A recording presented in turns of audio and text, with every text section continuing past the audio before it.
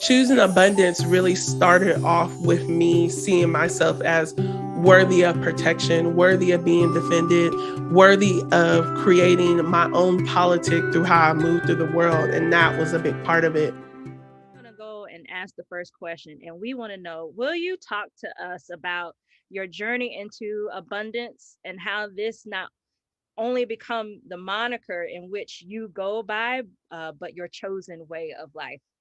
Yeah, so my journey into abundance. So, um, where do I even start? What a good question. Um, so I actually started going by Amber Abundance, like online. When you release something online, it makes it real, I guess. But I started going by Amber Abundance in 2019 in March after taking a month-long sabbatical with my best friend in Brussels, which was necessary because up until that moment, like I graduated, I was always like the go, go, go type of person. And one of my big dreams from the time I was a teenager was to like move to DC and work in politics. And then in 2008, that was kind of solidified by the presence of this Black family in the White House, of course, as I'm developing my political analysis on what I actually want to see be achieved in the world. And it doesn't start nor stop at a Black president, right? So when I was working in DC, predominantly around reproductive rights issues, reproductive justice, like that is what I was committed to. This whole idea of like organizing my way out of a job, like the issues that was always my goal, the issues that I was working on, that I wouldn't be the one to be working on those for long term, or that they would become less problems. But as we know, um, our nonprofit and industrial complex isn't actually set up to address some of the big issues that Black people face, that queer folks face. Like we kind of just raise awareness and try and get someone to agree to policy. But what is our life like right now? And I realized after a lot of the conversations I was having as an organizer, which of course I loved that time in my life, like it has informed me so much. But it got to a point where we talk about finding your political home, like being able to find an organization to volunteer with and so on and so forth. But what I learned, especially being in somewhere like the nation's capital, is that there's a whole community in Washington, D.C. that doesn't just live in downtown D.C., where a lot of these national multi-million dollar organizations exist. And when I started to get into the actual fibers of DC, into the fabric of the DMV, specifically through queerness, right? Like when I was coming out, I'm like, okay, where the gays at? Where we at? And I just really was able to see the difference between this kind of like coming together for the purpose of work versus coming together for the purpose of living. And it pushed me to think of myself as my first and most important political home. Because how I feel about myself, how I'm treating my family, how I treat my friends, even if we look at Black feminism, like Black feminism is the practice between one another. It's not just what you read or what's on your bookshelf, right? Mhm. So after 2016, when I can cuss, right? This is called Vulgar Oh, Geniuses. for a reason. Right So ahead. when that asshole got in the office, and it being in DC around that time, you saw how easy it was to elect a racist, because a lot of liberal democratic politics, they are racist. Like that is a unifying force with Americans, is anti-blackness, hating a particular type of person. So after he won, I was like, oh, I definitely can't continue to do this. And it just led to this process of self-discovery, which I one thing I really became in tune with is how exhausted I was. So I decided that I was going to work my way into quitting my job, and then I was going to work up to being able to take a whole month off. And I ended up doing that in Brussels with my best friend, and we traveled to different cities. Like we were able to go to Paris and Berlin. And I remember right before I went to Paris, I had a conversation with one of my good homegirls, and she's like, Amber, you can be and do whoever you want.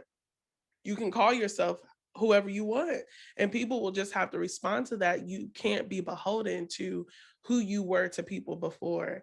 And that's when I decided that I was like, well, I think at the time my Instagram name was Amber J. Phillips. People knew me as the High Priestess of Black Joy from my podcast, The Black Joy Project, the Black Joy Mixtape.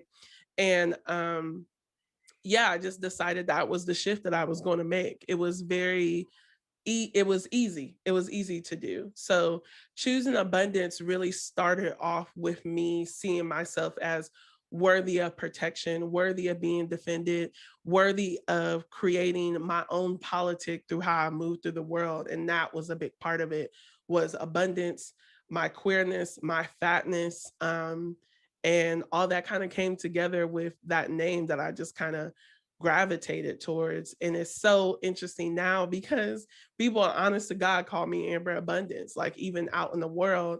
And I'm like, okay, it feels like a good mirror. It feels like I'm moving in the right direction. So when I thought about my grandmother's funeral and how much she gave to our church, it just felt like such a shame that I felt as though my church could have honored her better. Um, and at the same time, I know my family honors my grandmother. Like everybody loved her. She was perfect. Um, and my attachment to that is I wish my family could see my queerness the way they saw my grandmother, as basically worthy to be honored. So the way abundance first started to come together was Anger was the first story I wrote, and I actually performed it with the Moth. And around that time, I realized that I would get basically the funding to do another piece. And I thought I would just choose one. But of course, I'm always about pushing some limits when it comes to money. And then I really laid out like, what all could I say? And could I say it all in 30 minutes? And that's when the other stories they just popped out at me, and they worked together. They worked together because I think that when it comes to identity, we want to be seen for who we are, but we don't want it to stop there, because a lot of how people take in me specifically, I feel like it's through a bunch of other shit that's not actually mine. Like, I don't think people are actually asking me what my real story is. They're doing it based on the limited representations of Ambers that exist out in the world, right?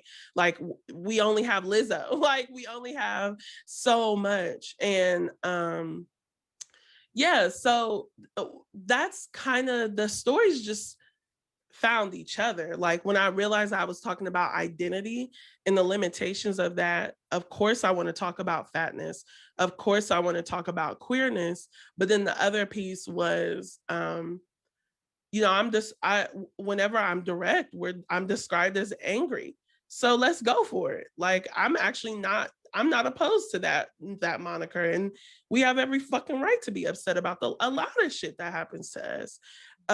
How do I not hold that back from y'all, because I feel like you need to see my anger, but how do I maintain myself amongst my anger? And that's really what that story is about. It's not more so how do I present to the world, but how do I not get taken into the tide of a lot of this oppressive bullshit people put on us.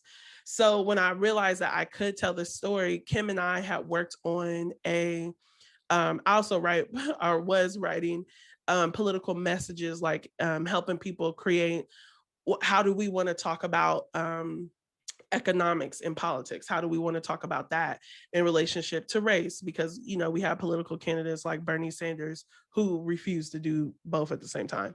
Or how do we talk about gender in regards to reproductive health rights and justice without only centering cis heterosexual women, right? So that was kind of the work that I was doing. And through that work, also it's fair to mention that a lot of the folks who are writing political messages specifically for our communities aren't typically Black. They aren't typically from those communities. So in my entry point into that, it was also important for me to not only be the one crafting and helping to craft progressive messages. But when we go to film those messages, how can we make sure that those communities are also behind the camera, that they are helping to actually put on the visual? So I met Kim through that, of like really wanting to do something that was geared, it was going to be targeted towards Black women. Why wouldn't we have Black women working on the project? So we met through that, and it was just great. We really got to like test the limits of what we could make, and it came out really good. So when I had the opportunity to work with Kim again, I was like, oh, it's a no-brainer. I'm going to have Kim help me with this. And she was so game. Our DP was game. All these folks were game based off of the story. They saw it and they're like, okay, we can help you make this come to life, right? Because it all starts with the story. What are you going to say? Um, so yeah, that was my collaboration with Kim, who is just like really iconic in her ability to take what is being asked or what's needed for the story and kind of help me bring those elements together in order to tell it. So that's how we collaborated on that. And why, like, yeah, it was, I love working with Kim.